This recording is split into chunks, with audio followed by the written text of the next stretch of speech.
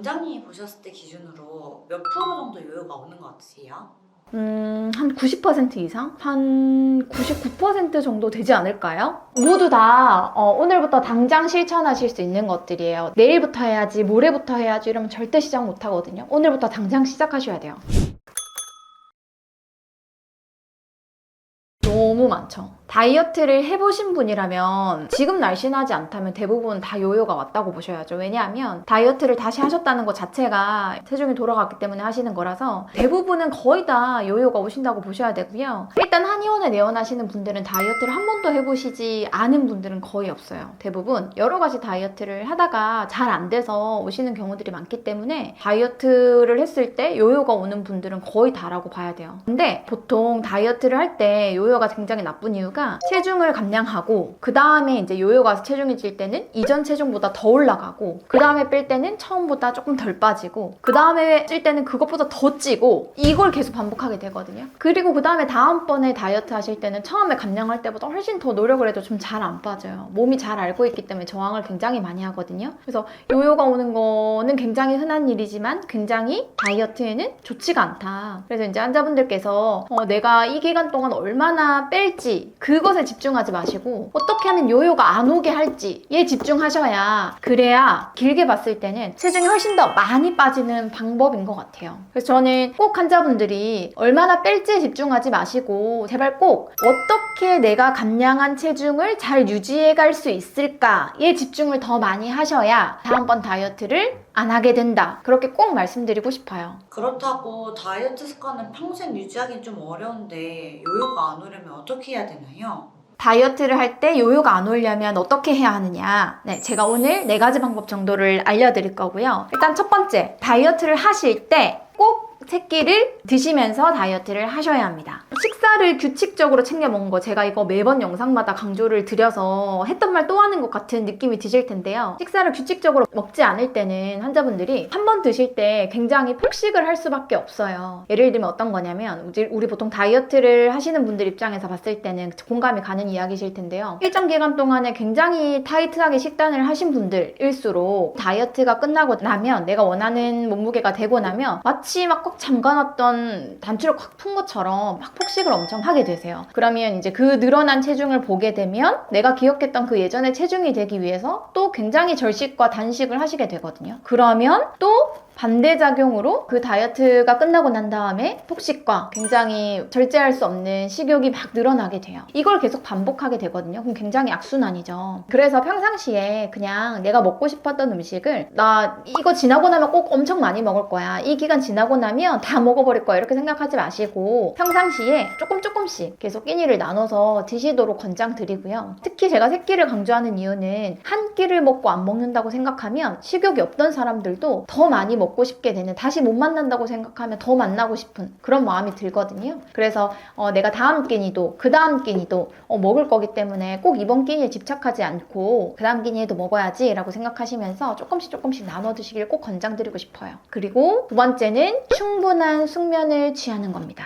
이것도 굉장히 너무 중요해요. 지루하게 느껴지실 수 있는데 잠이 다이어트에서 차지하는 부분이 너무 크거든요. 일단 내가 아무리 의지를 다지고 아무리 다이어트를 열심히 하더라도 내가 아무리 식단 조절을 잘하고 운동을 열심히 많이 하더라도 수면의 질이 떨어지거나 혹은 충분한 수면 시간이 안 되시는 분들 같은 경우에는 나도 모르게 스트레스 반응이 몸에서 굉장히 활성화돼요. 그러면서 몸에 있는 긴장했을 때 나타나는 신경계들이 굉장히 활성화되면서 여러 가지 호르몬들이 분비되는 데요. 이 호르몬들의 역할이 굉장히 식욕을 조절하기 힘들게 만들게 되고요. 그 다음에 체중이 빠지기 힘들게 만들게 돼요. 그래서 제가 아무리 열심히 노력하더라도 수면을 잘 안 이뤘다는 이유만으로 체중이 잘 안 빠질 수 있거든요. 그래서 꼭 수면을 잘 이루는 것이 굉장히 중요하다. 더군다나 수면을 충분히 이루지 못할 경우에는 제가 아까 말씀드렸던 대로 몸에서 스트레스 반응이 굉장히 활성화되는데 어떤 분들 같은 경우는 이 스트레스를 먹는 걸로 풀게 되는 경우들도 있어요. 그래서 식욕을 굉장히 조절하기 힘들고 오히려 잠을 못 자고 몸은 힘들고 되게 괴로운데도 불구하고 체중은 늘어날 수도 있다. 그래서 잠을 잘 자는 것이 굉장히 중요합니다. 세 번째, 세 번째는 입맛을 바꾸는 것. 요요가 오지 않으려면 내가 지금 일시적으로 식단을 조절하기보다는 내 입맛을 완전히 바꾸는 거. 이거가 굉장히 중요한데요. 사실 쉽지가 않죠. 내가 이제 평생 동안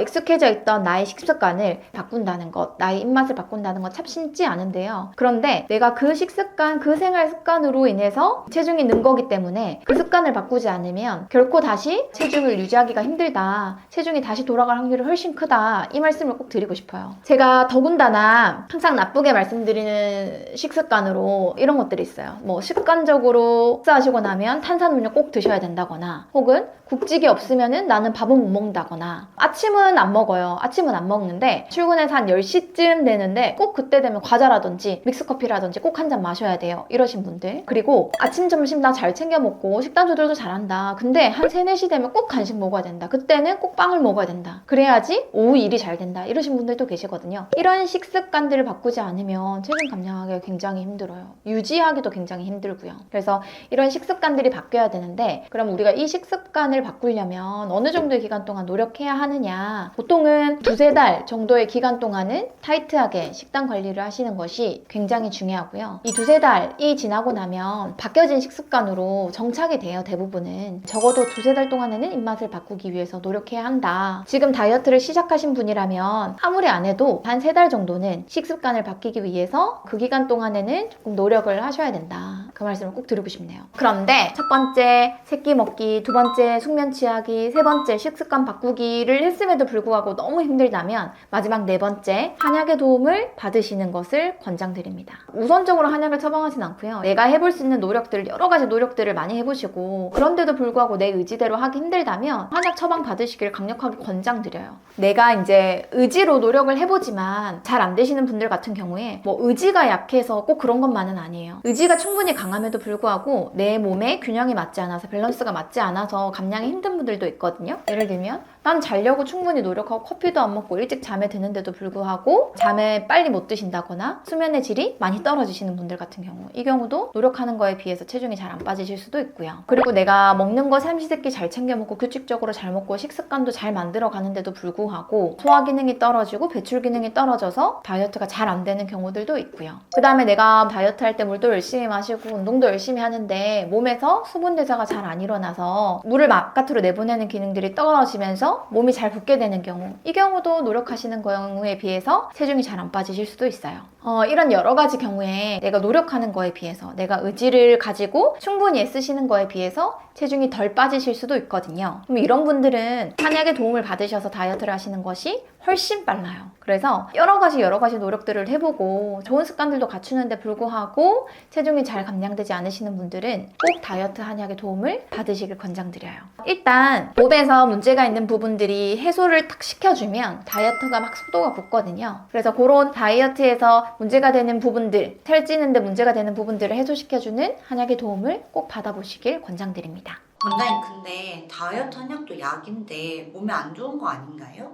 안 좋을 수 있습니다. 모든 약이 그렇듯 잘 맞는 곳에 쓰이면 당연히 무조건 좋은 약이거든요. 이 약을 나랑 안 맞는 약을 먹는다거나 혹은 약물을 너무 오남용한다거나 이렇게 되면 다이어트 한약이더라도 나쁠 수가 있습니다. 제가 보통 어떤 경우에 이건 잘못 복용하고 계신 거예요. 지금은 맞지 않습니다 라고 말씀을 드리냐면 일단 나랑 맞지 않는 약을 복용하실 때도 그렇고요. 제가 권장드린 복용 횟수를 지키지 않으신다거나 제가 말씀드렸던 복용 방법을 지키지 않으신다거나 또 제가 말씀드렸던 습관들을 지키지 않은 채 오로지 한약만을 드시려고 하신다거나 나는 아무런 노력도 하지 않고 나는 아무것도 하지 않은 채 한약만 먹으면 살 다 빠지겠지 라고 생각하시고 한약을 복용하시는 경우엔 한약이 무조건 좋다고 말씀드릴 수가 없어요. 일단 저는 항상 환자분들한테 복용 방법, 복용 횟수, 그 다음에 복용하실 때 어떤 습관들을 하시는 것이 좋은지 항상 말씀을 드리는데 이런 것들을 잘 지키셨을 때 한약이 잘 들어가는 거고요. 제가 말씀드렸던 부분들을 잘 지키시는 분들 중에 한약이 이제껏 잘못 작용하거나 나쁘게 작용하셨던 분들은 제가 처방해드린 환자분들 중에는 거의 없어요. 한약이 잘 맞는 곳에 쓰일 수 있도록 복용 횟수, 복용 방법 이런 것들 잘 지켜주시고요. 그 다음에 지금 한약을 복용하고 계신 분이라면 처방해주신 원장님이 말씀해주신 대로 복용 횟수, 복용 방법 잘 지키신다면 문제없이 몸에 나쁘지 않게 복용하실 수 있으세요.